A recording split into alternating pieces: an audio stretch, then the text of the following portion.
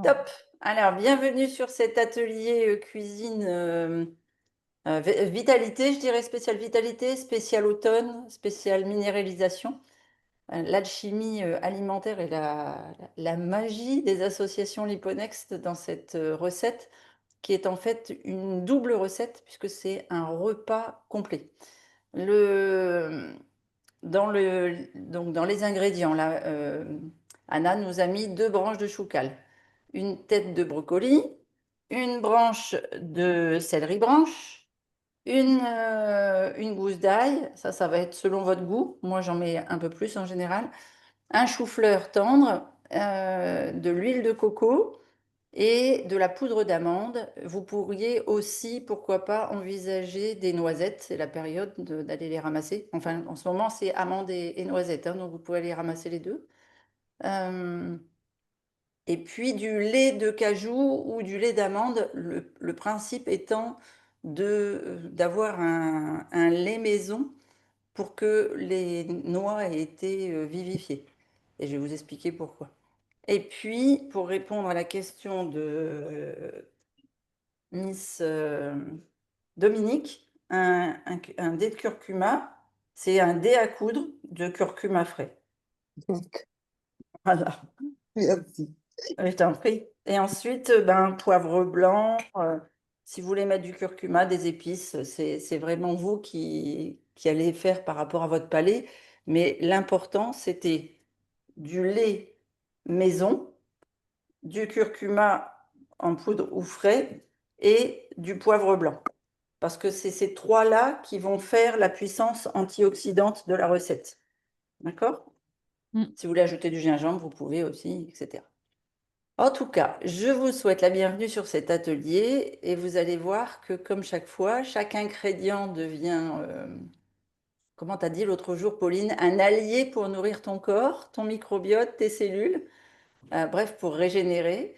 Et c'est un repas que vous pouvez manger le soir.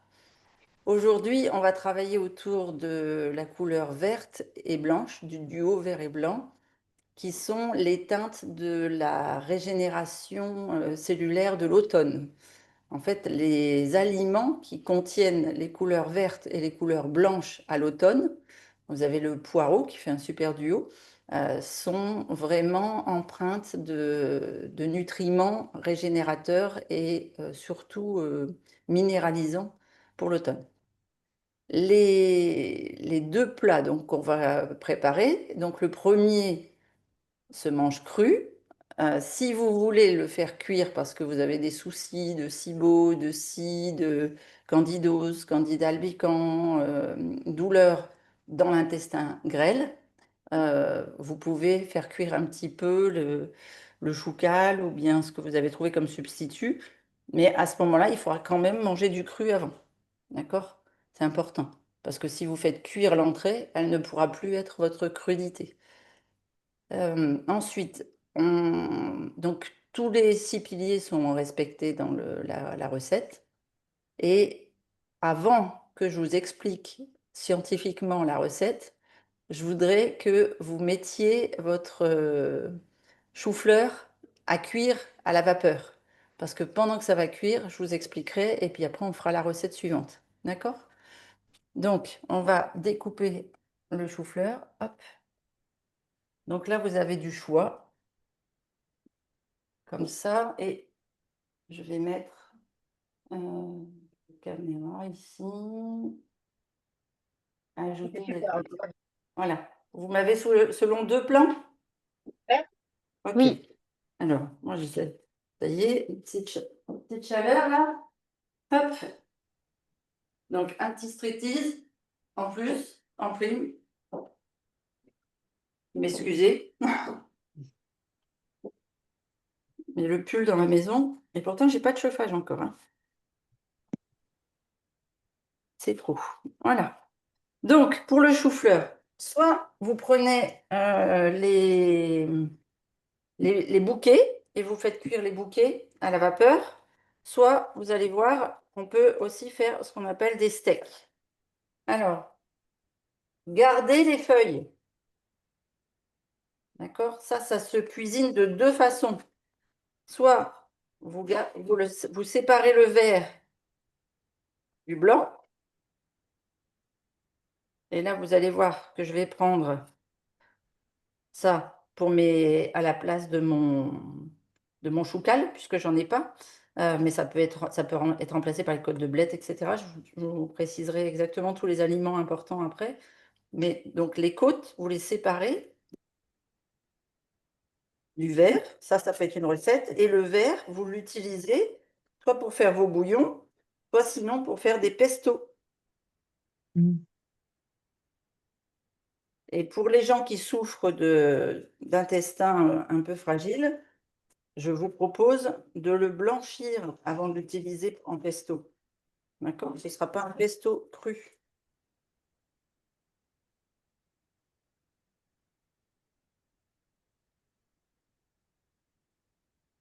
Ah non, là, je vais faire ça. Hop là. J'aurais dû préparer ton joli plat, Anne-Marie, parce que il aurait été idéal.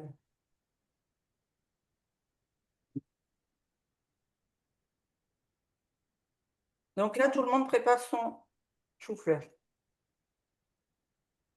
Les blancs d'un côté, les verts de l'autre. Voilà. Alors, tu peux les laisser entiers là pour la préparation et tu les prépareras plus tard. Mais c'est une façon de faire. C'est-à-dire que ça te permettra d'avoir deux recettes. Et là, ça te permet de récupérer les côtes pour faire ta recette d'aujourd'hui avec le brocoli. Tu me suis toujours ou je t'ai perdu? Non, non, je suis avec toi. Je m'active, pardon. Alors, vous faites attention de l'effeuiller. D'accord? Vous ne touchez pas au tronc. Si vous voulez faire non pas des bouquets, mais des steaks. Je vais vous expliquer pourquoi. Et souvent, ils sont vendus sans les feuilles, parce que comme c'est vendu au poids, les gens ne veulent pas les feuilles. Eh oui, ils ne savent pas de ce qu'ils perdent. Ouais, c'est ça.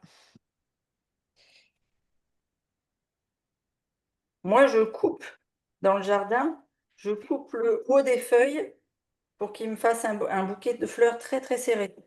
Sinon, il te fait un truc un peu jaunâtre et les limaces adorent se mettre sous les feuilles. Donc c'est pour ça que je coupe le haut des feuilles en général dans le jardin, pour ceux qui ont un jardin. Donc là, c'est pas des conseils culinaires, hein, c'est des conseils potagers. Ouais, ça commence par le potager d'ailleurs, avant la cuisine. Ouais, ouais. Oui.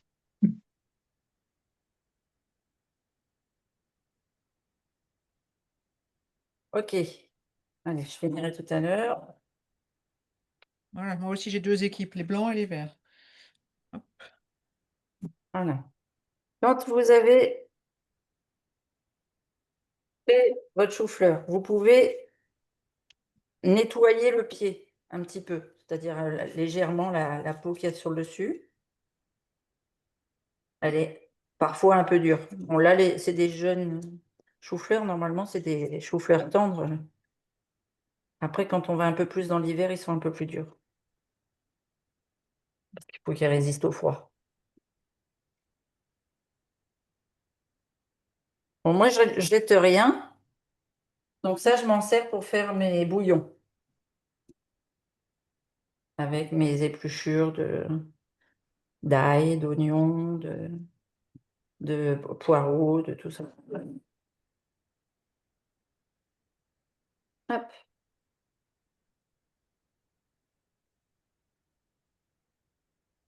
Euh, Christine, ce que tu gardes pour faire des bouillons, tu le gardes combien de temps avant de l'utiliser pour faire des bouillons? J'ai un sac dans mon congélateur et je D'accord. remplis à chaque fois que je cuisine le dimanche ou le mercredi, je remplis mes sacs. Et puis quand je commence à avoir 4, 5 sacs, que je peux remplir une marmite, je fais un bouillon. Ah, génial. Merci. Avec plaisir. Donc ici, tu as ton chou-fleur, couper ce qu'on appelle des steaks. Donc tu prends 2 centimètres à peu près.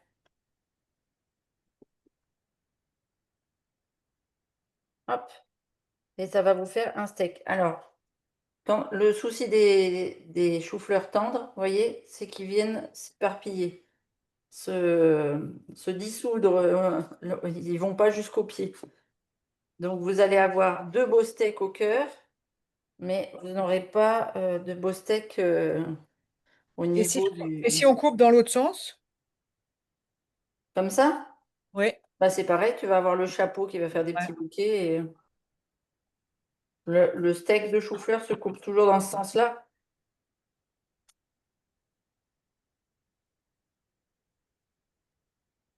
Et après, ça te fait un joli plat. Voilà. Et on va le mettre à cuire à la vapeur.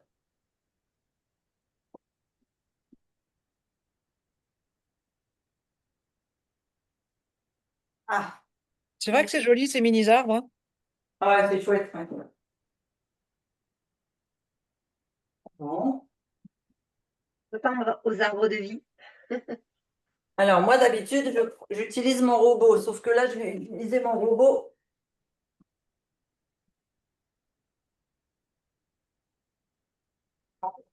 Alors, tu vois, la Pauline, j'aurais besoin de venir faire un petit tour chez toi Oui. pour utiliser ton vitaliseur pendant que je cuisine autre chose. Ah ouais. Un deux. Ouais,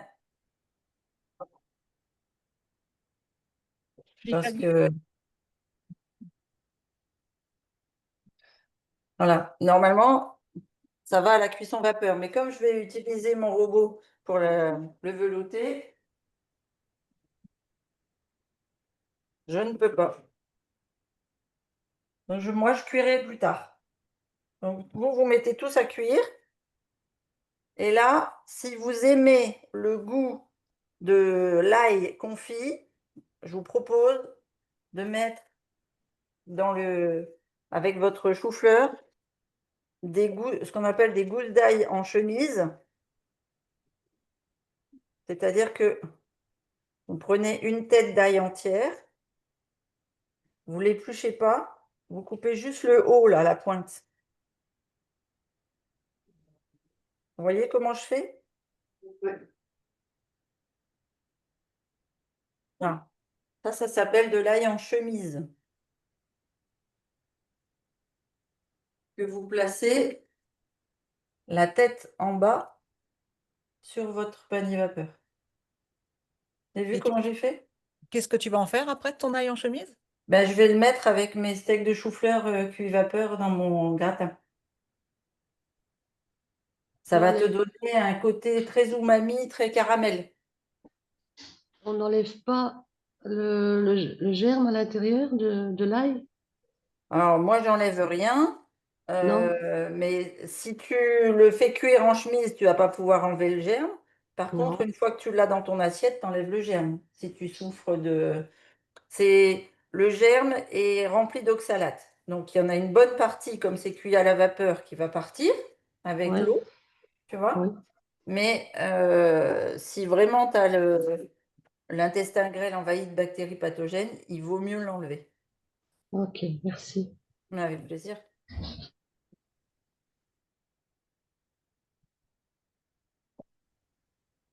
Donc ici, on est reparti. Donc là, vous mettez tous votre chou-fleur à cuire. D'accord? Là, je vais vous expliquer les légumes verts. Donc, les légumes verts, le choucal, que je n'ai pas, que je vais remplacer par mes feuilles de chou-fleur. D'accord? Le céleri branche. Donc là, je vais prendre deux belles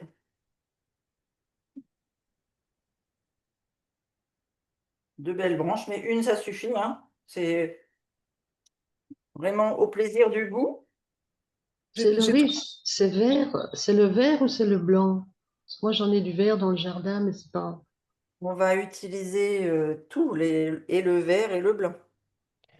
Moi, ils sont tout verts, tout verts. Ils sont gros. Ils sont très verts extérieurs, Oui, c'est parce c'est qu'ils pas le. sont brillantés très lumière. Ah, c'est Voilà. ça. Mais tu vas C'est voir que c'est ce qu'on recherche. Là, Mhm. on prend les épinards, le choucal si vous en avez trouvé, sinon des branches de. Donc, par quoi on peut remplacer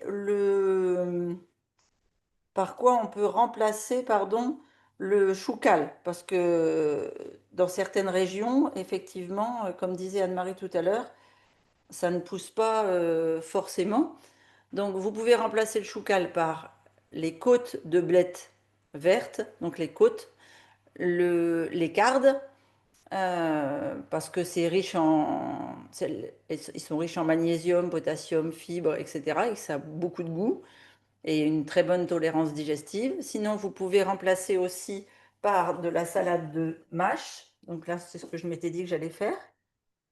Très riche en oméga 3, chlorophylle, etc. Donc la texture est veloutée, donc ça va être parfaite pour le cru. De la roquette aussi. Donc ça c'est pareil. En ce moment dans le jardin on a de la roquette et de la mâche. Donc vous pouvez en profiter. La roquette, moi j'aime bien ce qui est relevé. Donc vous voyez j'avais pris du gingembre. La roquette ça va vous donner un petit goûter euh, noisette, poivré, piquant, vous voyez, pour stimuler la digestion et puis notamment le foie. Les personnes qui ont des soucis de foie gras, de NASH, etc. C'est très intéressant parce que c'est plein de glucosinolates, exactement comme le choucal. Donc la roquette est intéressante là. Bon, par contre, elle a du caractère, hein, donc ça va apporter du caractère à votre velours. Ensuite, des épinards d'hiver. Donc là, moi, ça pousse seulement les épinards d'hiver, donc c'est encore des jeunes pousses, mais on pourrait avoir des belles branches. C'est pas un souci. Et on en a dans la recette. Vous allez voir que dans les épinards, vous avez des oxalates, mais vous avez surtout des folates et du fer. C'est pour ça que c'est intéressant. Et on va équilibrer cet apport-là avec le lait tout à l'heure. Et puis sinon, je disais à Anne-Marie, avec du chou chinois. Donc du chou chinois ou du pak choy, c'est aussi très très bien de remplacer par ces aliments-là. Parce que le chou chinois, le pak choy sont en plus beaucoup plus riches en calcium. Donc, ils viennent renforcer les cheveux, les ongles, la peau. Et ils sont riches en vitamines A, C, K. Voilà. Et qu'ils soient crus ou en vapeur douce, ils se tiennent très, très bien. D'accord? Mais la clé, donc, c'est pas un aliment tout seul, c'est l'intelligence des associations. Donc, c'est pour ça que je vous disais, j'ai mis plusieurs variétés de légumes verts. Donc, brocoli, épinards, céleri, branches, choucal, parce que à l'intérieur, vous avez ce qu'on appelle une richesse en chlorophylle. Donc, c'est bien si tu vois, il est très vert, c'est très bien. Qui c'est qui m'a dit? Isabelle, je crois. Je sais plus qui c'est. Françoise. Françoise. OK.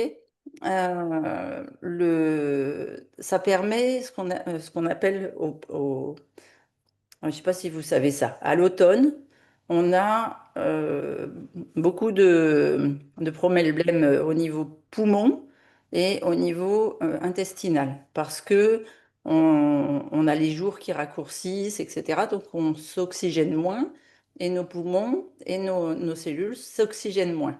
Donc on a une moins bonne absorption de l'oxygène. La chlorophylle, permet l'oxygénation cellulaire et elle vient stimuler et les poumons et le foie pour ce qu'on appelle une phase de détoxination douce.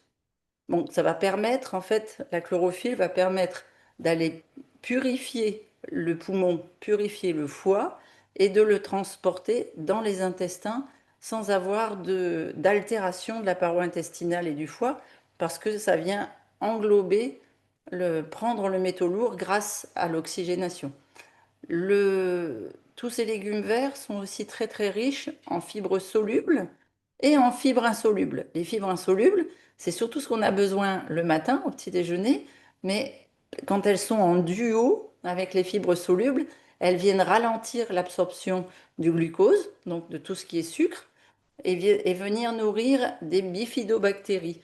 Les bifidobactéries, ce sont des familles de bactéries qu'on a dans l'intestin.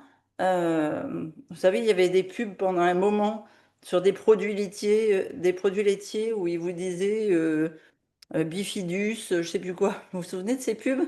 Le bifidus actif. Ouais, un truc comme ça, voilà. Et ben, en fait, les bifidobactéries, c'est ça. Ce sont des bactéries qui se nourrissent de fibres solubles mêlées aux fibres insolubles. Et donc, en fait, on les a à l'intérieur de nous. Et quand on leur apporte ça, on vient les nourrir.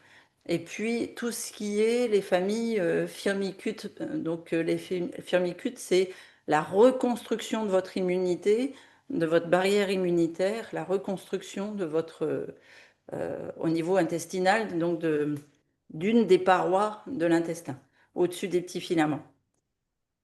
Ensuite, qu'est-ce qu'il y a dans tous ces aliments verts? Il y a des vitamines liposolubles, donc il va falloir lier avec des corps gras. La vitamine A, la vitamine E, la vitamine K, elles ne se fixent qu'en présence de bons corps gras. D'où l'intérêt de la synergie avec l'huile de coco pendant le repas ou le lait maison dont je vous avais demandé, enfin que je vous avais préconisé. Maintenant, je voudrais parler des oxalates, surtout dans les épinards et le choucal, parce que tout le monde en parle, c'est un drame. Soi-disant que, enfin, c'était hier, hein, Pauline, on a carrément entendu quelqu'un qui disait que les oxalates agissaient comme des lames de rasoir dans votre intestin, votre gorge, votre... Oui. Alors, n'ayez pas peur. Vous n'avez pas une armée en révolution dans vos épinards.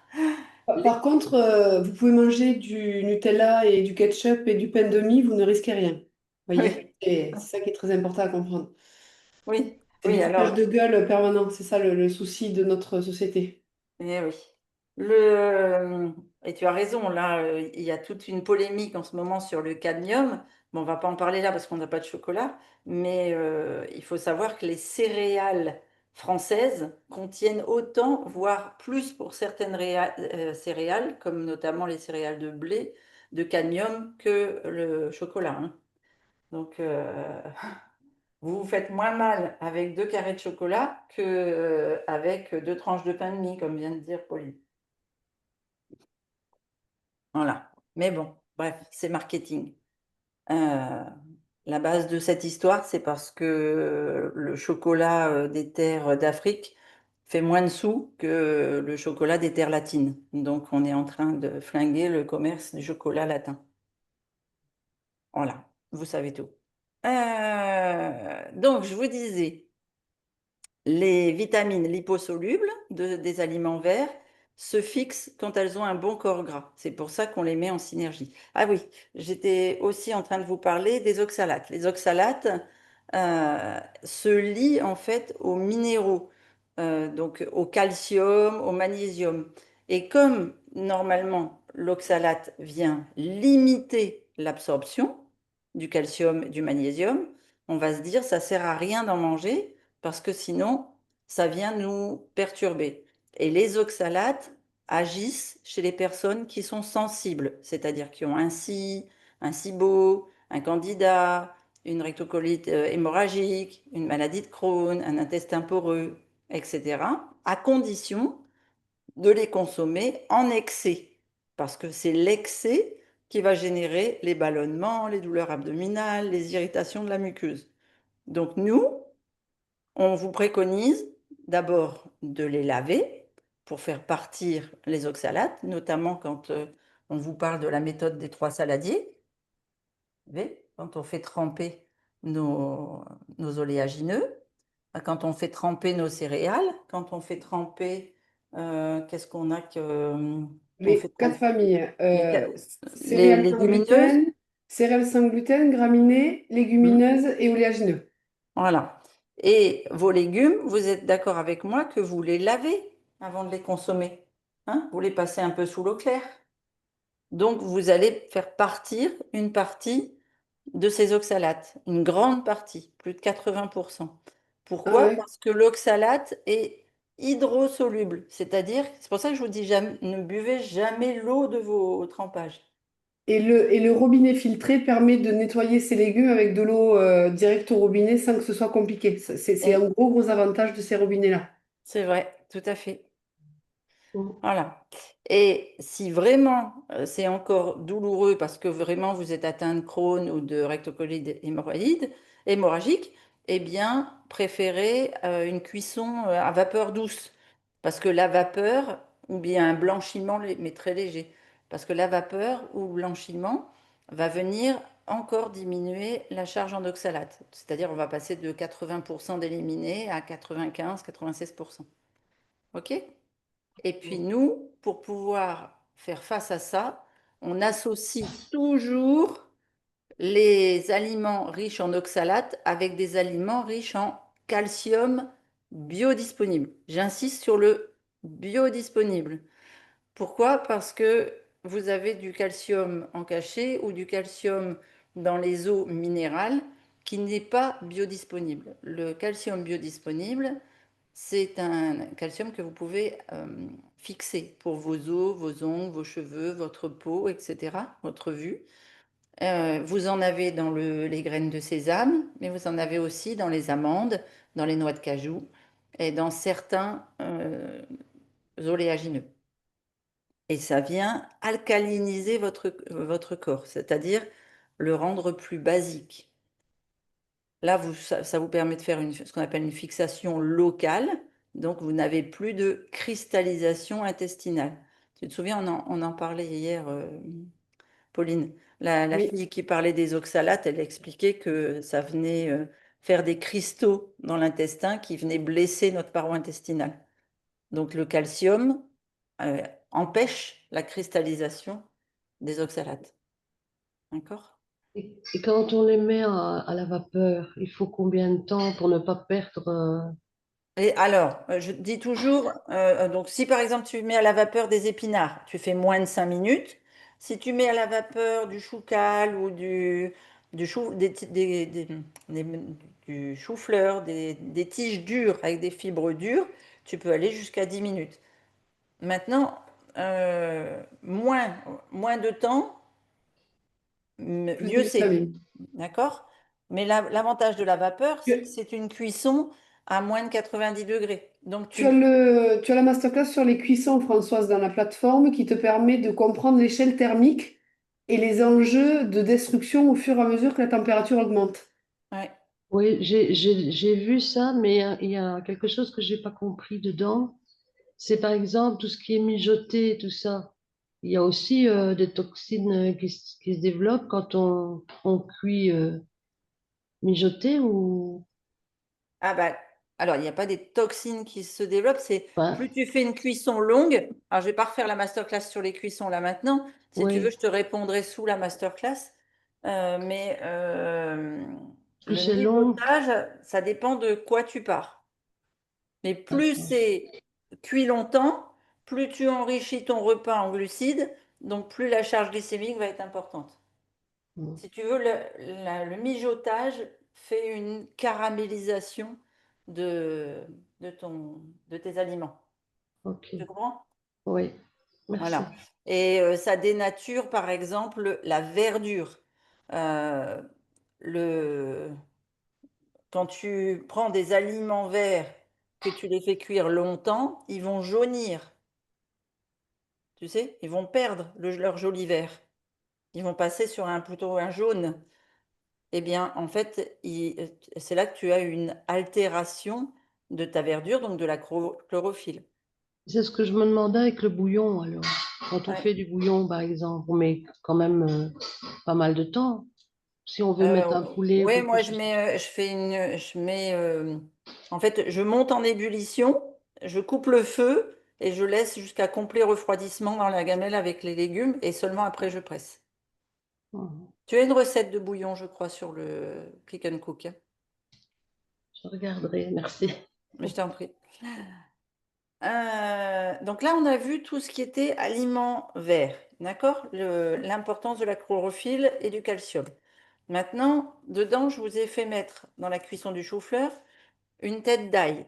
dans la recette, je vous demande juste une gousse d'ail.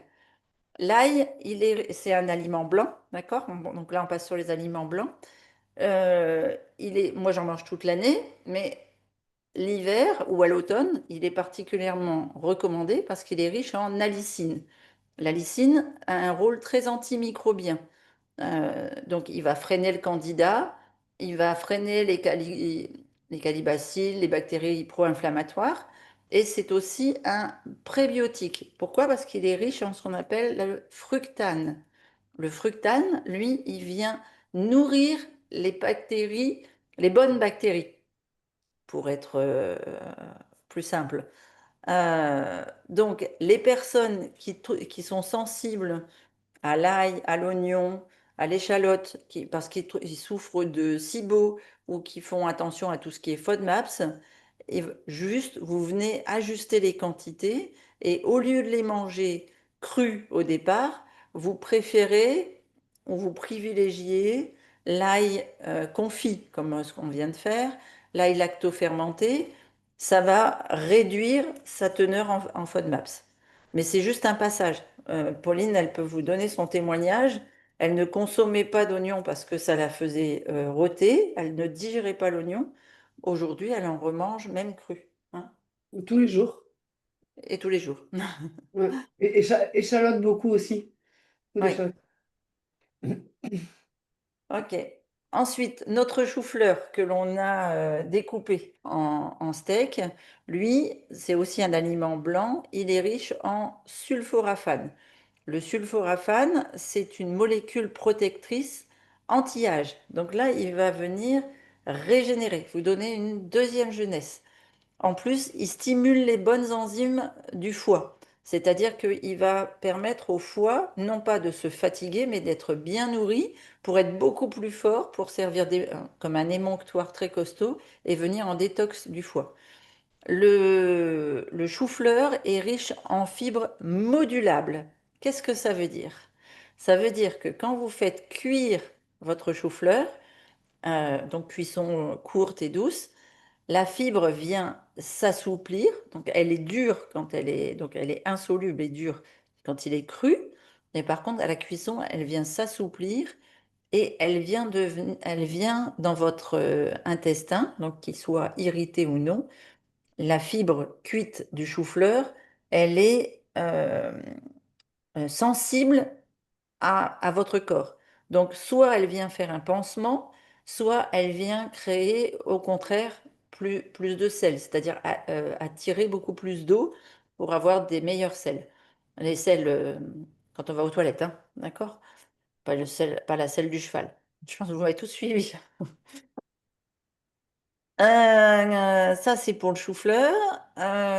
Donc, les fibres qu'il y a dans le chou-fleur, ça participe au maintien de l'index glycémique bas pendant ce repas. Parce que je vous ai dit qu'on allait faire un gratin avec le chou-fleur.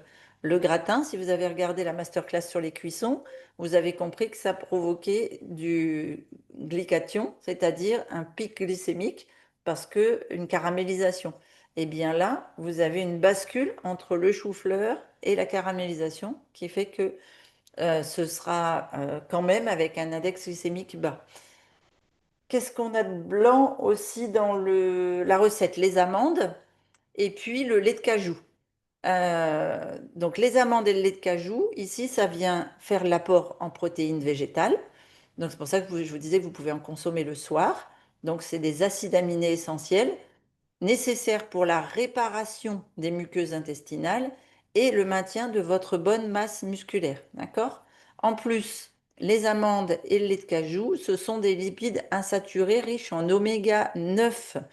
Les oméga 9 soutiennent ce qu'on appelle la fluidité des membranes cellulaires. Vous savez, hop là, pardon. Quand, euh, quand on pince la peau, là, puis que la peau, elle ne revient pas, c'est parce que ça manque de bonne graisse, ça manque de souplesse au niveau de la membrane cellulaire. Et quand on dit qu'un aliment, donc notamment là, les oméga 9, viennent soutenir la fluidité des membranes cellulaires, c'est ça. Vous voyez, c'est très long. Enfin, c'est rapide, moi, chez moi, mais quand c'est très lent à revenir normalement, c'est que vous en manquez. Et puis, c'est aussi intéressant parce que ça vient nourrir ce qu'on appelle les bactéries butyrogènes. À quoi ça vous fait penser, bactéries butyrogènes? À quel mot? Le butyrate du beurre. Exactement. Donc là où je vous dis, si vous consommez déjà du beurre, consommez-le le matin pour avoir votre butyrate. Eh bien, moi, je consomme énormément d'amandes et de noix enfin, de noix de cajou, mais il y en a aussi ailleurs, hein, des oméga 9. Mais voilà. Qu'est-ce qu'il y a aussi dans les amandes et le lait de cajou? Des minéraux comme le calcium, le magnésium, le zinc. Et donc, ça vient faire tampon avec l'acidité du corps de notre journée. Et ça vient, ce qu'on appelle, participer à la résilience nerveuse et musculaire. Donc ça, c'est en lien avec les oxalates dont je vous parlais tout à l'heure. Excusez-moi, 30 secondes. Hop. Voilà, sinon je ne vous entendais plus. Donc, les oxalates, je vous ai dit, quand il y a du calcium et du magnésium, donc là notamment dans les amandes et les noix de cajou, ça va venir aider à fixer le corps, contrairement à ce que les oxalates feraient, puisque les oxalates viennent empêcher la fixation des minéraux. Donc là, la basification, l'alcalinisation de votre terrain vient éviter le passage du peu d'oxalate qui va rester dans la recette dans la circulation. Donc, c'est bénéfique pour toutes les personnes qui sont sujettes aux calculs, aux inflammations intestinales, etc. Est-ce que j'ai fait le tour de tous les aliments? Non. L'huile de coco. Alors, l'huile de coco, ce sont des triglycérides à chaîne moyenne, ce qu'on appelle MCT, pour faire un clin d'œil à la médecine chinoise. Mais en fait, l'huile de coco, c'est surtout pour avoir de l'énergie rapide au niveau des cellules, accélérer la digestion. Donc, c'est utilisé pour, par exemple, les personnes qui ont des soucis avec leur vésicule biliaire ou qui n'ont pas de vésicule biliaire ou qui ont un terrain inflammatoire au niveau digestif, au niveau de l'estomac.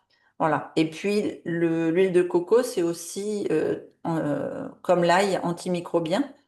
Donc, ça vient équilibrer les terrains comme les gens qui ont des candidoses, candidats, vous voyez, un développement de certaines levures, certains champignons dans le corps. Voilà, et c'est la synergie de tout ça qui potentialise, bien sûr, les vitamines liposolubles, hein. Je vous ai dit tout à l'heure, beaucoup, c'est des vitamines liposolubles, il faut un corps gras pour les absorber. J'ai parlé de tout. Non, j'ai pas parlé du curcuma. Le curcuma, c'est un anti-inflammatoire et un antioxydant ultra puissant, à condition qu'il soit associé à la piperine du poivre blanc, pas noir, parce que le noir est inflammatoire. L'association des deux multipliée par 20 l'absorption intestinale de l'anti-inflammatoire de la curcumine. Et quand vous associez poivre blanc, curcuma et soit lait de cajou, soit huile de coco, eh bien, vous multipliez par 100 l'absorption. Ce qui explique bientôt qu'on va faire des laits d'or. En général, à l'automne, on aime bien les laits d'or. Voilà, donc c'est quoi les bénéfices? Ben, ça module la cytokine pro-inflammatoire. Donc c'est très utile pour les gens qui sont atteints de Crohn, de RCH, de douleurs articulaires, d'inflammation chronique. Et en gros, vous avez compris que la recette entière, enfin ces deux associations, verte et blanche, eh bien c'est l'équilibre total de votre repas. Les protéines présentes grâce aux amandes, au cajou, en petite quantité dans les légumes, donc suffisante pour un dîner collation par exemple, ou un repas léger, un corps gras avec l'huile de coco, aussi des acides gras saturés avec les amandes et les cajous. C'est un duo vraiment idéal, hein, énergie rapide. Euh, donc j'ai fait les protéines, les corps gras. En glucides, on les a dans les légumes verts et le chou-fleur. C'est des glucides complexes à index glycémique bas, donc avec des fibres abondantes, une énergie stable. Ça permet d'avoir vraiment une charge glycémique équilibrée sur toute la journée ou toute la nuit, selon quand est-ce qu'on le mange. et puis une synergie antioxalate, puisque les légumes verts sont critiqués pour leurs oxalates. Et bien ici, je vous ai montré comment équilibrer par les minéraux des oléagineux et avoir une assimilation optimale et une bonne tolérance digestive. Alors, est-ce que vous les cuisinez maintenant?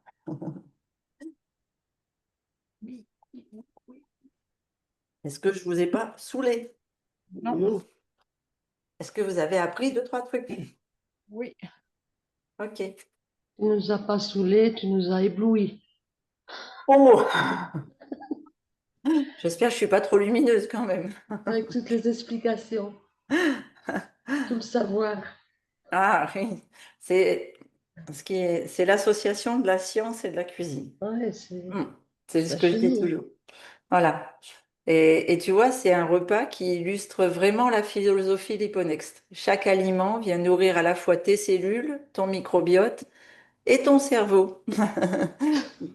Voilà, parce que tu comprends les bonnes combinaisons et tu comprends pourquoi tu transformes en fait les molécules qui sont potentiellement irritantes quand elles sont prises seules en alliés digestifs.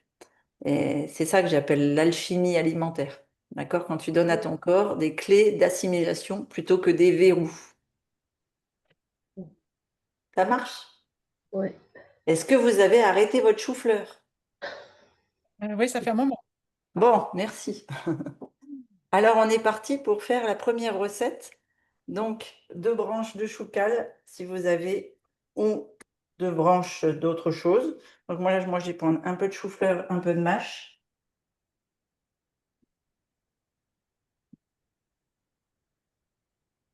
Voilà. Et de roquette aussi, parce que j'aime bien quand ça fait un petit goût noisette et piquant. Une branche de céleri branche, ou deux, selon votre goût. La tête et le tronc du brocoli, ou la tête ou le tronc, comme vous voulez. Ici, moi, je vais mettre que la... Christine, c'est pour combien de personnes déjà? ah bah là, moi, je fais pour quatre. Ouais. Ouais, tu veux... Pas besoin d'un tout un brocoli pour moi toute seule, quoi. Non. Ou alors, après, tu la places au congèle ou dans une boîte, dans un pot, tu sais, avec un couvercle hermétique, tu le fais lacto-fermenter. Ok. C'est au choix. Moi, le tronc de mon brocoli, je vais m'en servir avec de la purée d'amande pour faire une sauce verte. Vous l'avez dans... Vous avez la recette dans... Comment ça s'appelle? Dans le Click and Cook, des sauces. Le brocoli, les épinards, j'ai juste à me servir. La gousse d'ail, on va aller l'éplucher. J'avais Et une on... question au sujet du brocoli. Oui?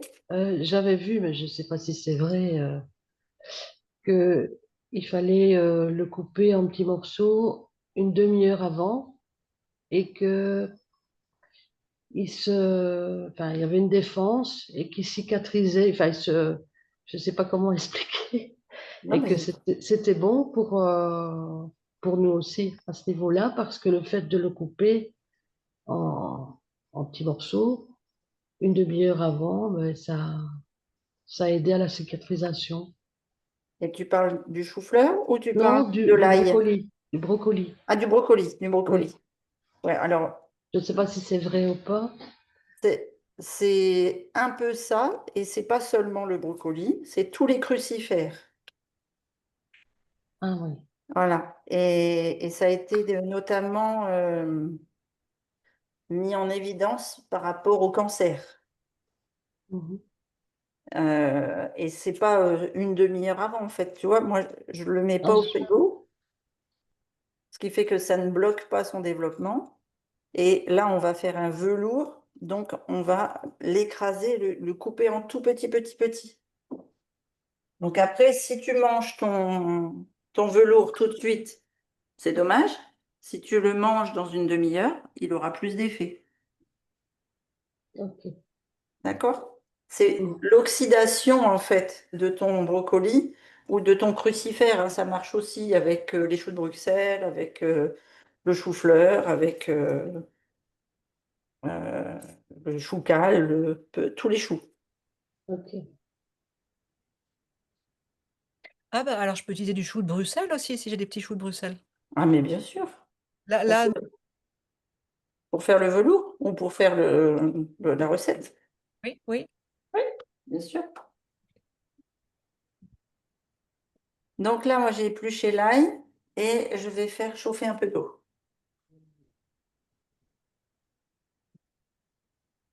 Hop.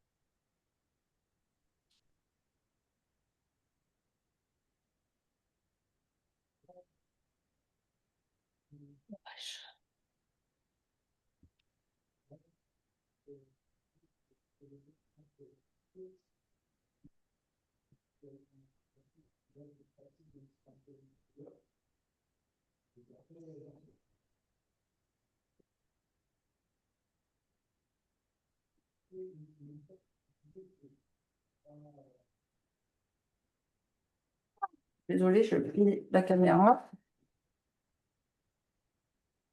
Voilà, je vous donne pas trop le mal de mer. Vous voyez bien le plan de travail là, hein? Oui. Donc, vous êtes toujours avec moi? Oui. Oui, oui. Moi, j'ai pas compris. Tu fais chauffer de l'eau pour le brocoli, c'est ça? Pour le velours, oui, pour le brocoli. D'accord. Mais dans une casserole, alors, c'est pas, tu fais pas cuire Moi, je le fais à la bouilloire, mais à la bouilloire, d'accord. voilà. Là, ce qu'on va faire, c'est une soupe crue, chaude. L'ail, ici, il faut l'écraser pour développer encore plus la lysine. Vous savez qu'il jaunisse un petit peu avant de le mettre dans votre mixeur.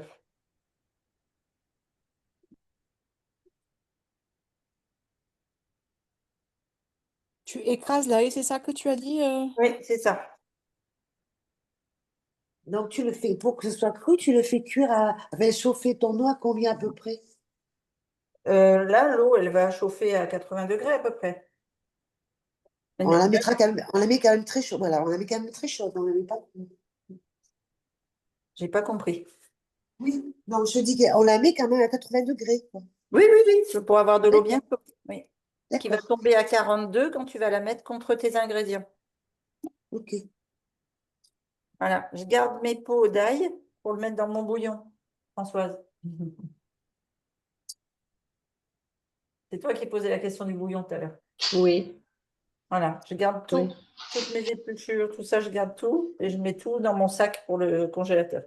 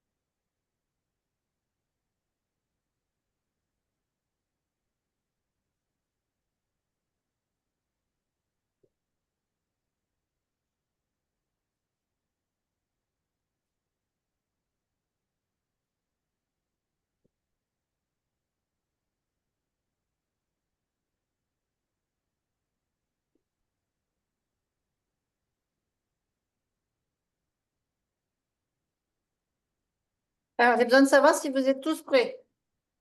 Alors, on a de l'eau chaude, c'est ça? On a de l'eau chaude. Voilà. Le plus long dans la recette, c'est de faire chauffer l'eau.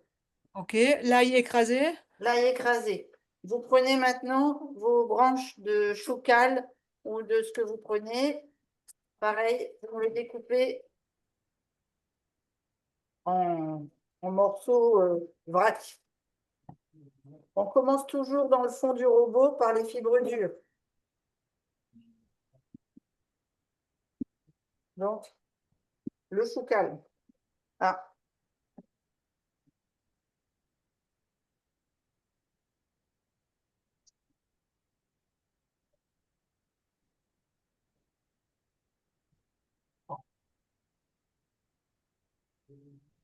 Encore un peu de terre du jardin. Ensuite, vous prenez votre branche de céleri. Pareil que le chou-fleur ou le chou-cal ou ce que vous avez remplacé, la carbe, etc.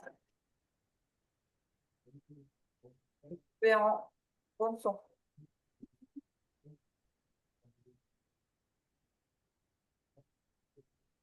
Alors, il y a des gens qui ne vont pas vouloir manger les feuilles parce que c'est fort.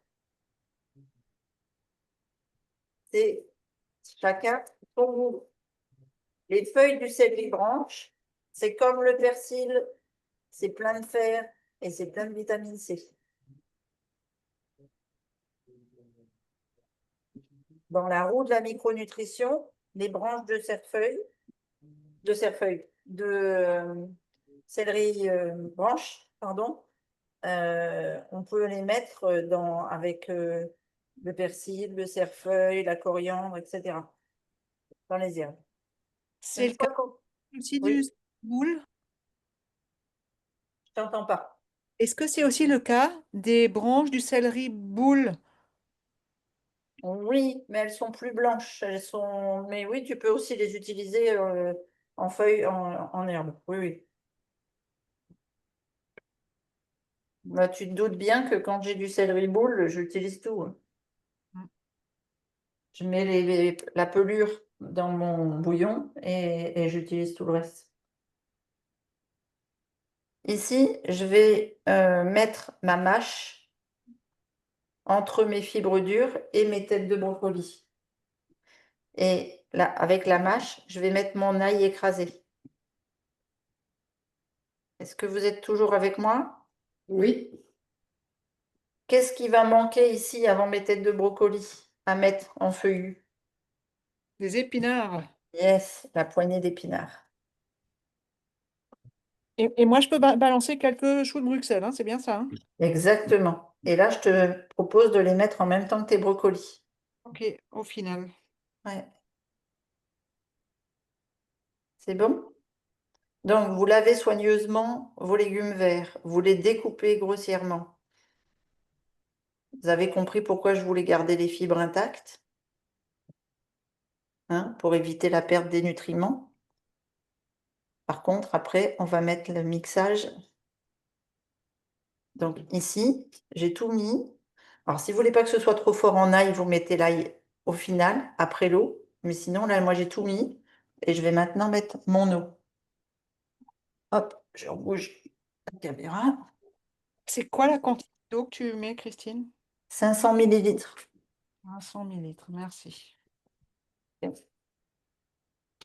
ne vais pas le faire au pifomètre, je vais le faire vraiment à la bonne quantité.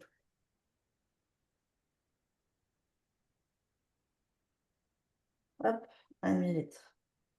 D'eau filtrée, bouillante. Il est cassé le pifomètre? Comment? Il est cassé le pifomètre? Non, il n'est pas cassé, mais il paraît qu'il faut que je sois un peu plus précise. Après, vous me posez plein de questions. C'est bon? Donc là, l'eau chaude, elle est à peu près 70-90 degrés. Je viens la mettre sur mon robot.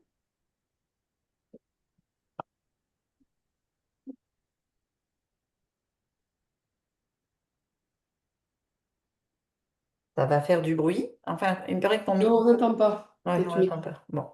Donc vous pouvez continuer à parler entre vous, mais moi, je ne vous entends plus par contre, hein. Euh, Donc là, la version crue, on préserve au maximum tout ce qui est enzymes, vitamines, etc. Sauf la vitamine C, puisque de toute façon, rien que de les avoir sortis du jardin depuis plus d'une heure, ça les fout en l'air.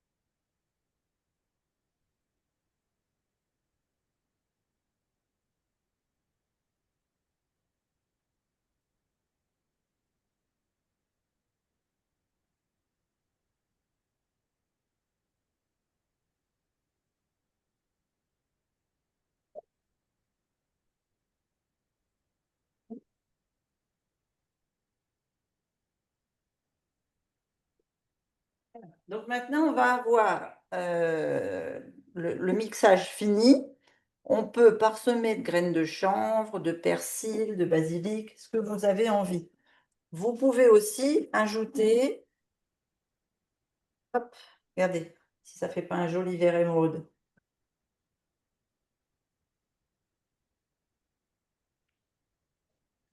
Si vous voulez que ça fasse un vert encore plus flashy, vous pouvez mettre un peu de spiruline si vous aimez.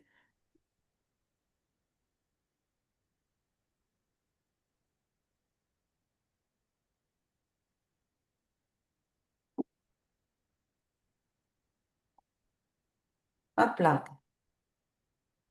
Donc là, on a un joli velouté. Je vais vous le mettre en bol.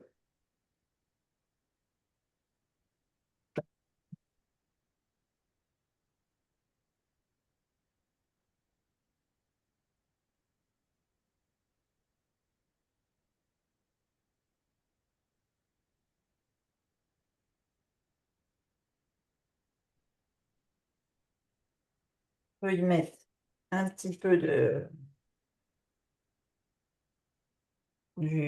comment ça s'appelle ce que je fais là, du Omasio, Aux yeux.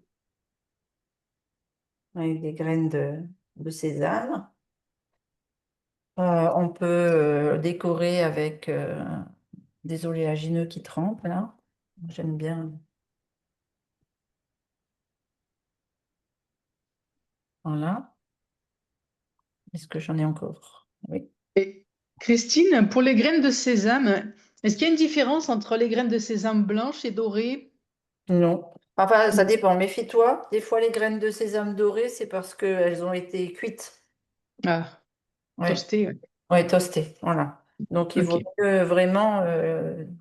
Les Mais prendre blanches. normalement, blanc ou blond, c'est juste la maturation de la fleur quand elle a été cueillie. Ok, merci. Voilà, jeunes gens. Ça, c'est l'entrée. Donc, je vais. Je sais pas si je peux. Ah, je peux pas prendre de photos parce que l'appareil photo, il est sur le téléphone. Mais je vous en referai. Je vais la porter tout de suite parce qu'ils ont faim à côté. Vous m'en voulez pas?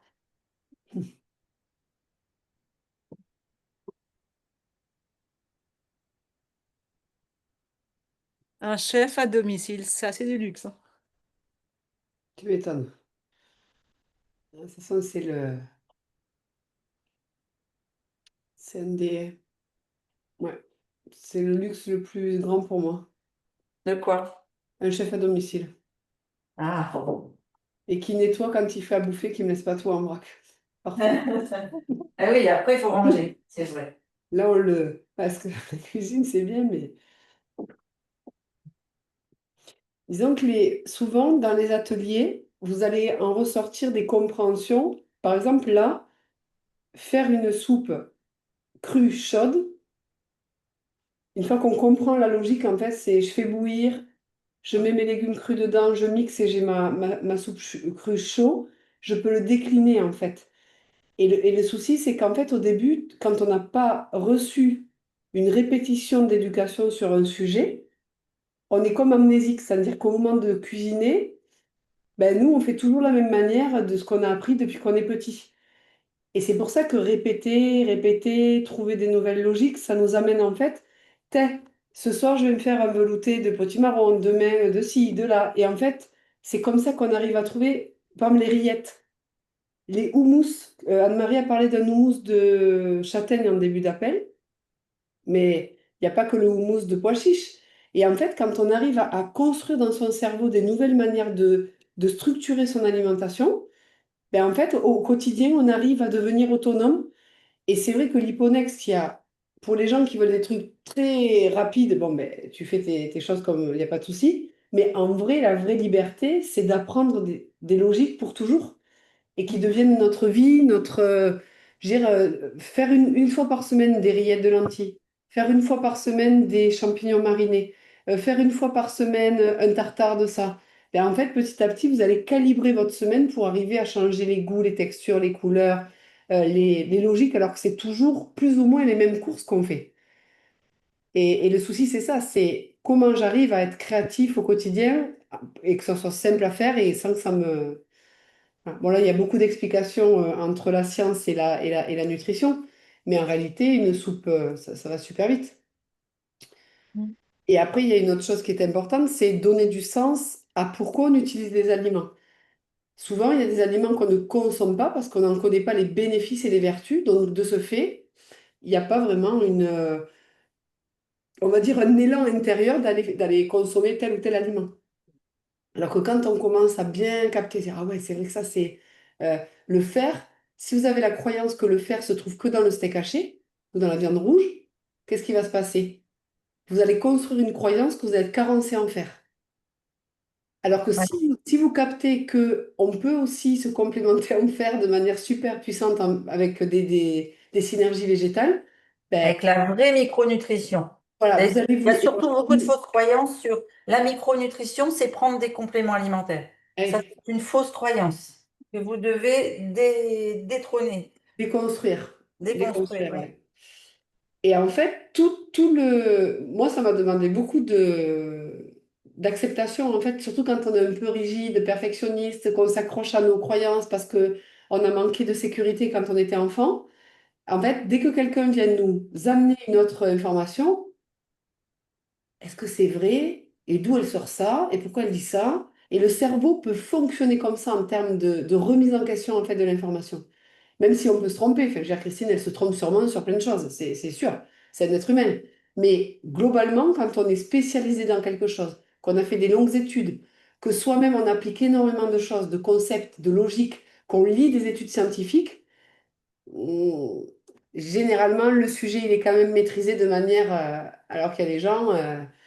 là, j'ai Et vu... puis après, si je me trompe, moi, je suis quelqu'un de très ouvert. Donc, si je fais une erreur, Ah oui, oui, vous me complètement. dites, vous me donnez vos arguments. C'est vraiment, je vais chercher ce qui c'est Moi, de pas. toute façon, Christine, dès qu'on a tout ce qu'on a monté dans la méthode, j'ai toujours opposé en lui disant, OK, mais sur quelle base? Pourquoi? Explique-moi pourquoi on devrait faire ça, quoi. Donc, c'est un caractère d'être comme ça, c'est-à-dire de se dire, pourquoi je fais ça? Pourquoi je le ferai? Et où est la règle? Et le pourquoi. Quand on est un peu complexe au niveau mental, on peut avoir ces tendances-là. Et en fait, quand vous venez sur un cours de cuisine, vous vous rendez compte, quand vous appliquez une recette du click and cook, le bonheur que c'est de ne pas réfléchir. En fait, il y a tout dedans. Vous avez dans votre Click and Cook un bonheur absolu de micronutrition, de combinaison, d'IGBA, d'aliments de saison. Quand les recettes sont saisonnières, ouais. Et bientôt, Anne-Marie, elle va pouvoir faire des ateliers cuisine pour l'Hipponext. OK, on attaque la suite? Ouais. Donc maintenant, il vous reste 5 minutes d'atelier. On va faire la béchamel revisitée. Vous allez le faire dans une casserole. Alors, vous avez vu, les casseroles inox, parce que la matière avec laquelle vous faites chauffer vos aliments, c'est aussi hyper important. Vous allez me mettre votre huile de coco.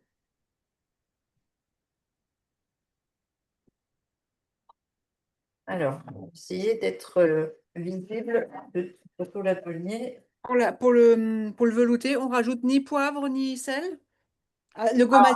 Moi, je l'aime comme ça parce que je mets de la roquette dedans, donc c'est assez relevé. Mais effectivement, si c'est trop fade, tu peux mettre du sel. Ok. Ouais, Du c'est un peu... sel l'herbe amare. Et je disais de la spiruline, tu peux. Ah, j'ai fait ça. Hum. On dirait que j'ai pressé Shrek. C'est vrai que ça, même sur vos boules, là, pour le post-effort, là, avec les noix de cajou, quand on met de la spiruline, c'est trop beau. Ouais, c'est vrai. Ça donne des super couleurs. Donc, dans votre casserole, vous mettez votre huile de coco. OK? Donc là, je vais la mettre sur le feu au ralenti. Je reviens parce que je ne peux pas balader le feu ni la caméra. Bientôt, bientôt, Ouais. nous aurons un studio Liponext. Une caméra frontale, tu sais. Ouais, ouais, mais peut-être les lunettes Ray-Ban, là, on est en train de regarder. Il y a des nouvelles lunettes, vous avez la caméra intégrée qui vous suit, le son, le truc, c'est exceptionnel, hein. En termes d'expérience, ça, franchement. Et Ouais. 30 grammes, ça fait quoi? 3 cuillères à soupe? 30 grammes, ça fait une grosse cuillère à soupe bombée. Ok.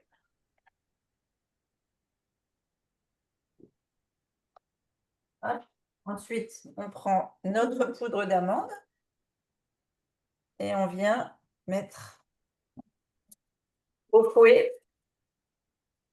On vient faire absorber l'huile de coco fondue. Donc, vous avez vu, j'ai mis sur le feu pour que ça fonde.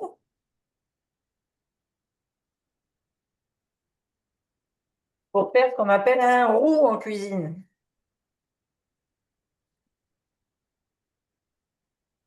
Quand vous avez fait votre roux, normalement, ici, on vient mettre le lait. Là, moi, je vais laisser le roux refroidir. Et pendant que le roux refroidit, je viens préparer mes épices. Donc, le curcuma, je ne l'épluche jamais quand je le cuis. Mais là, à cru, je vais enlever la peau. Alors, on peut l'éplucher complètement, mais on peut aussi le gratter, ça suffit. Pour des raisons dans la bouche ou autre? Oui, parce que sinon, ça fait des morceaux, c'est pas... Ah, ok. Voilà, c'est plus pour le gustatif qu'autre chose. Donc, la valeur d'un dé.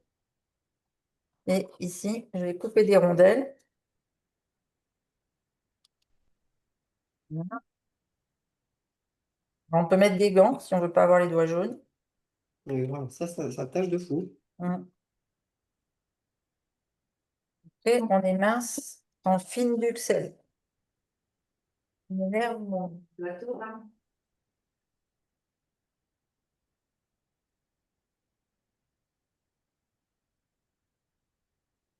Hop.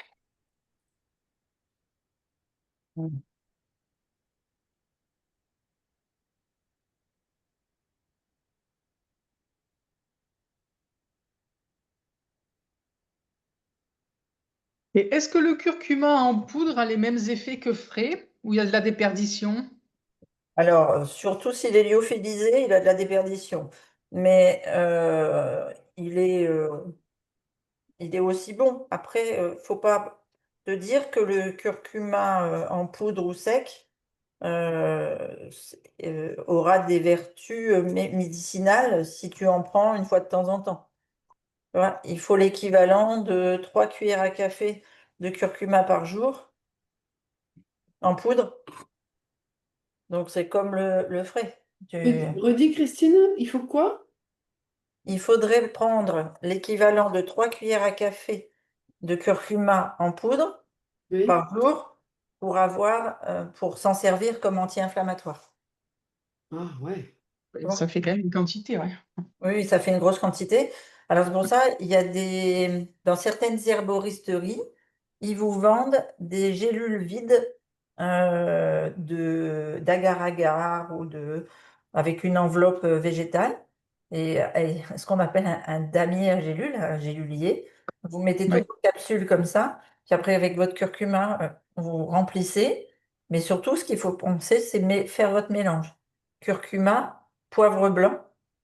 Donc, pour une cuillère à café, donc pour 3 cuillères à café de curcuma, il faut une demi-cuillère à café de poivre blanc. Et un corps gras, vous êtes d'accord? Parce que sinon, Oui. il n'y aura pas de... Donc, on prend sa gélule de curcuma en même temps que sa gélule d'oméga 3. Ah oui, Ah, ok. bonne idée. Mm. Mais par contre, ça doit exister en complémentation, ça tout près. Tu Ah, n'as c'est pas le possible, poivre oui. blanc? Oui, Ouais. oui. Alors, je ne sais pas s'ils mettent du, du poivre Ah, blanc. le poivre blanc, c'est très rare, sincèrement, hein. Moi, Et je oui, c'est ce que j'allais dire. Tu sais, super souvent, ils rare. mettent du poivre noir, hein. Le poivre noir, on en trouve partout, Ouais, partout. faut se méfier, ouais. C'est parce que ça coûte Toujours moins cher. pareil, vous êtes d'accord que l'hyponex, c'est pour traiter l'inflammation. On serait dans un cadre de quelque chose d'un peu moins... Bon, ça serait moins exigeant. Mais quand vous êtes déjà en inflammation, ben, ça demande vachement de précision, hein. Hum. D'ailleurs, toi, Christine, tu as adapté beaucoup de choses que tu as enseignées peut-être à des personnes avec beaucoup moins de... D'inflammation, oui, oui, tout à fait. Euh, tu vois, quand je faisais des cours de cuisine pour des personnes qui étaient diabétiques, je ne me préoccupais pas de l'inflammation, je me préoccupais que de l'index glycémique. Et c'est ça. Et là tu as couplé tous les piliers en fait de la longévité. En Tout fait, à les fait. gens qui vont bien, c'est longévité à gogo. Et les gens qui vont mal, c'est déjà rétablir à zéro et après aller rebâtir une longévité derrière. Voilà, comprendre que tout est régénérable, peu importe le mal avec lequel on arrive, on peut tous s'en sortir, peu importe ce qu'on a. Ouais. J'ai pas expliqué là la sauce.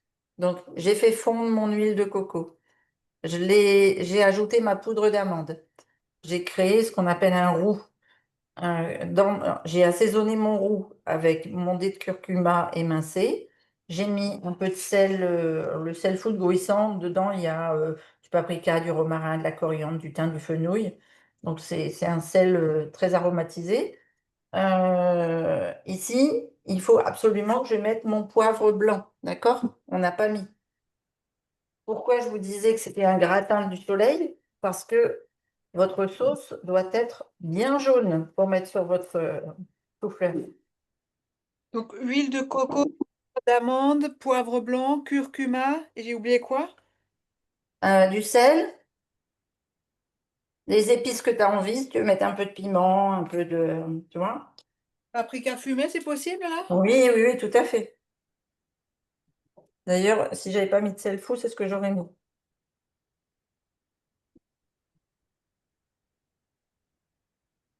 Et ensuite, vous mettez votre lait de cajou sur votre roux pour créer votre sauce. Et vous la faites de la texture que vous préférez. C'est vous qui allez, si vous voulez qu'elle soit encore un peu plus épaisse, plus onctueuse, vous la remettez un petit peu sur le feu. Mais attention, pas un gros bouillon, parce que sinon vous allez créer une coagulation et vous allez perdre de sa vertu. OK? Et Est-ce que c'est ensuite, bon pour tout le monde? Je vais chercher mon chou-fleur et je vous montre comment on gratine. Ouais. C'est bon pour la sauce? Oui. Oui? Françoise, ça, je le mets dans les pelures de bouillon.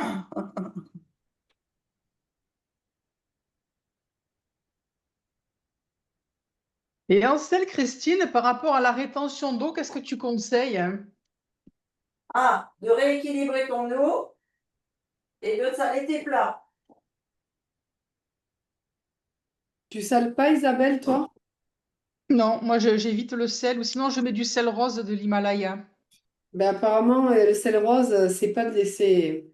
C'est pas terrible, hein. Ben, je sais pas, on n'en a pas discuté, mais moi, ça fait plusieurs fois que je lis des choses dessus, ça m'a pas l'air être terrible. Ben, dis donc que t'as pas l'apport d'iode, t'as pas. C'est de la roche. Enfin, le but, c'est Ouais. d'aller chercher des sels gris marins.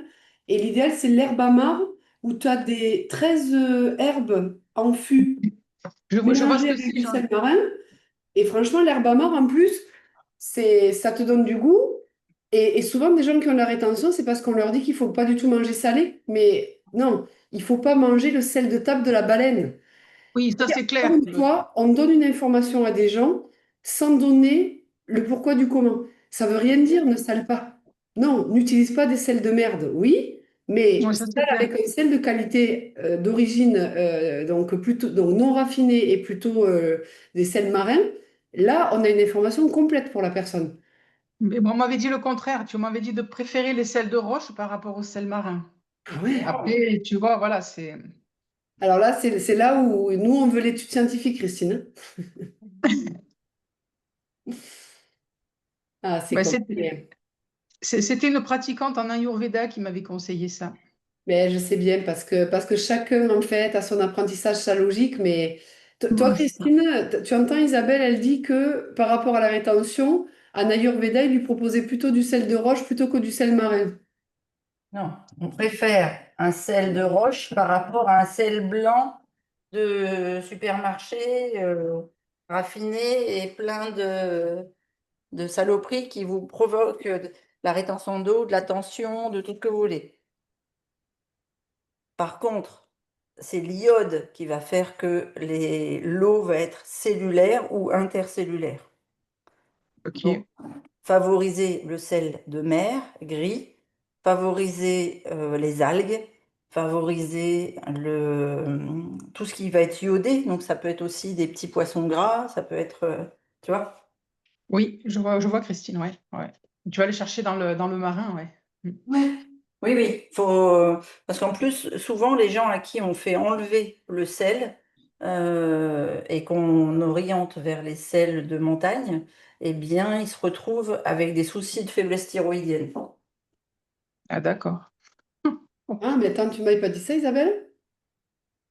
Pardon? Tu m'avais pas parlé de ta thyroïde? Non, non, c'est pas moi. Non? Non, tu vois, je Non, pensais. ah non. Non, moi j'ai problème de lymphœdème, de rétention d'eau. Tu vois, c'est. Mais thyroïde, et s'il y en a, ils sont pas connus, Pauline. Non, non, non, non, on n'en veut pas. C'est ça. Il y en a déjà assez comme ça, là. Tu étonnes. Mm. Ouais. Donc, vous avez récupéré votre chou-fleur, vous avez votre sauce. On est au point, tout le monde? Oui. On est tous au même niveau? Non, si je veux pas le manger tout de suite, je garde ça dissocié? Oui. Vous mettez votre steak de chou-fleur. C'est pareil, tu peux aussi le mettre dans un plat, un gratin, si tu veux le passer au four au moment de le manger. Ah ouais, ouais, ok. D'accord? Mais là, moi, je suis obligée de le faire pour le visuel. Je mets ma sauce. Je mets ma demi-tête d'ail en chemise.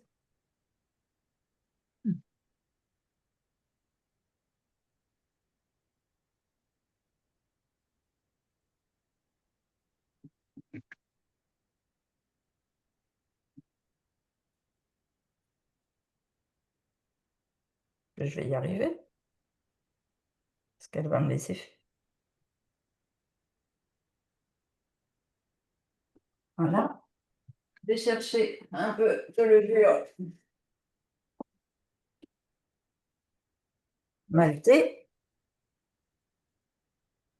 Et je viens parsemer mon steak de chou-fleur. Donc, bien sûr, vous pouvez faire ça dans un plat allant au four avec tout votre gratin, vous n'êtes pas obligé de faire un steak, hein, vous pouvez faire, comment ça s'appelle, juste les bouquets. Si vous n'utilisez pas la queue pour faire cuire, vous pouvez utiliser la queue pour faire une tartinade ou bien des tronçons, des rondelles que vous servez pour faire des tartines le matin, des choses comme ça. Mais l'achetez pas, s'il vous plaît. Et voilà. Et après, si vous voulez le gratiner au four avant de passer à table, vous pouvez. Mais la recette est terminée. Magnifique. Ça vous va? Ouais, c'est très sympa, hein. Voilà, donc vous avez un bol et un chou-fleur. Ça ressemble beaucoup à ce qu'on mange pendant Voilà. l'hypogène. Les descentes alimentaires, ouais, ouais. Ouais, Alors, c'est un repas de la descente alimentaire. Ah voilà. Bravo. Vous avez tout compris, parce que effectivement, dans l'hypogène, je vous propose des recettes comme ça pour la descente alimentaire. Avec... Comme quoi, on ne se prive pas, vous êtes d'accord? Non, non. Le retour Hein? le retour du céleri branche. Et oui, mais à la bonne période. Ce que j'appelle le velours d'émeraude, en fait, c'est un velouté que vous pouvez faire le soir, ou vous pouvez faire le midi. Je préfère le midi parce qu'il y a beaucoup de fibres dures quand même. Mais bon, le dîner, ça passe très très bien. Et c'est pour vous apporter beaucoup de chlorophylle, beaucoup de minéralisation et donc de vitalité parce qu'on est en train pour descendre. Et le gratin crémeux, je sais pas, c'est un plaisir, quoi. C'est de la satiété, c'est du confort digestif, c'est. Mm. Mm. C'est ce que j'appelais un repas cétogène vegan, que Pauline avait beaucoup rigolé. Là, elle m'a dit, on va faire une descente, comment tu m'avais dit? Végétalienne cétogène. Ouais, c'est ça. Et c'est vrai, Eh c'est-à-dire que oui, c'est ça. on coupe le sucre pour rentrer en cétose et accompagner le jeûne et ensuite vivre ce rajeunissement cellulaire au niveau du corps. Et Mm. ensuite, on purge, c'est-à-dire qu'on vient décrotter, décoller, décongestionner tout le corps. Et ensuite, on remonte aussi bien qu'on est descendu. C'est-à-dire que quand on jeûne, les gens, en fait, qui sont... Enfin, c'est pas une critique, hein, mais en fait, quand on aborde le jeûne en se disant, vas-y, je me fous 3 jours en jeûne, j'en ai rien à foutre, comme ça, après, je peux faire ce que je veux. Donc, c'est rapide, violent, c'est pas ce qu'on demande au corps. Donc vraiment, l'idée, c'est de se dire, je rentre dans un processus doux, lent, qui aide mes émonctoires à venir faire tout le travail. Tu sais, Isabelle, là, quand on avait discuté de ta détox du foie, tu sais, Oui. en fait, c'est toujours il faut toujours travailler le corps, toujours en global. Parce que, imaginons que tu fasses une cure de jeûne du printemps à l'automne, c'est n'importe quoi, c'est hors sujet. Donc en fait, à Mm. chaque saison, à chaque moment, à chaque voilà, il y a toujours Et moi, c'est ça que Christine m'a vraiment fait comprendre. Mm. C'est tellement subtil la connaissance parce qu'elle vient s'imbriquer comme une horloge suisse, en fait, avec des petits rouages, tout petits, petits. Voilà. Et c'est vrai que la descente la cure lipogène d'automne, c'est une cure où il faut beaucoup, beaucoup, beaucoup soutenir la minéralisation du corps et par Mm. les compléments qui sont compris dans la cure et par les ingrédients qu'on va choisir. Donc, bien sûr, tout bio. Il est hors de question de faire une cure lipogène avec des produits non bio. Ça, c'est niet. Si les gens ne peuvent pas, on ne fait pas. Enfin, moi, de mon point de vue, parce que sinon, c'est pas logique. C'est-à-dire on vient faire des trucs toujours on veut avoir des résultats, c'est-à-dire faire un reset sur le corps. On le fait tranquillement, accompagné, à son rythme. Si on sent que c'est pas OK, ben, on ne suit pas un groupe, on suit soi. Ça, c'est super important. Et après, et Christine, elle expliquera tout ça jeudi. On fait la webconférence sur le jeûne jeudi à 18h. Ouais. Je me suis inscrite. Ouais, super. Mais tu verras, c'est très intéressant. Christine explique. Puis bon, Christine, elle jeûne depuis plus de 20 ans. Et parfois 40 jours. Donc, c'est pas la jeuneuse du dimanche qui fait un jeûne intermittent, tu vois, parce Tout qu'elle à s'est fait. levée un matin. Non, c'est ça qui est génial aussi, c'est être guidé par des personnes. Moi, je vous guide en jeûne, vous êtes dans la... Je vous conseille pas de venir sur un jeûne avec moi, quoi. Parce que Mm. chacun a enfin, je veux dire, pour être guidé, il faut déjà soi-même être dans un processus de sécurité. Et Christine, elle, quand elle jeûne, ce n'est pas ni ne pas manger, non, c'est mettre au repos et donner toute la enfin, comment ils disent en anglais? Un re-appointment, comment ils disent les Anglais? Tu sais, quand tu reprends le pouvoir, je ne me rappelle plus le mot. Ouais. Takeover? Non? Non, non, il y a appointment dedans. Je ne peux pas trouver. En gros, Repowerment. Repowerment. tu redonnes au corps, en fait, sa puissance de base qu'on a abîmée par la manière dont on fonctionne, en fait. Ouais. Mais Je bon. permets encore une question pratique. Moi, il me reste deux choses. Il me reste la tige du brocoli et l'okara pour le lait de cajou. Tout à Oui, l'heure, tu parlais d'utiliser le verre du brocoli avec de la purée d'amande. À mon oui. avis, il faut aussi associer quelque chose là entre les deux. Ah oui, oui, tu peux aussi mettre, donc tu peux remettre curcuma, poivre et mettre ton docara de cajou, bien sûr, Mhm. Merci, madame. avec plaisir. Et peut-être même un petit peu de gomasio si je veux. Oui, Et de l'ail. Ouais.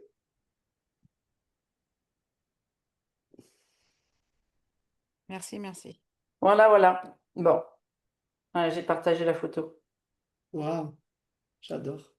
Donc, mais on va arrêter l'atelier là. Je pense on a dépassé même l'horaire. Euh, j'ai répondu à toutes vos questions, toutes vos interrogations. Dans le chat, j'ai pas surveillé. Ça va, tout le monde? Non plus, voyons. C'est bon. Ouais, c'est bon. Hmm. suite pendant la cure de jeûne. Voilà, exactement. Non, mais c'est un atelier d'automne bien. Oui. Ah, c'est- À une époque, on faisait des hachis parmentiers de chou-fleur aussi. Oui. champignons Tu te bas. rappelles? T'étais là, Anne-Marie. T'as connu ça? Ma sœur, elle jurait tous les grands dieux, parce qu'à la maison, le chou-fleur, on n'en pouvait plus.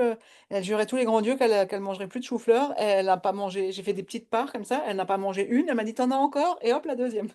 Ouais, vous l'avez Incroyable.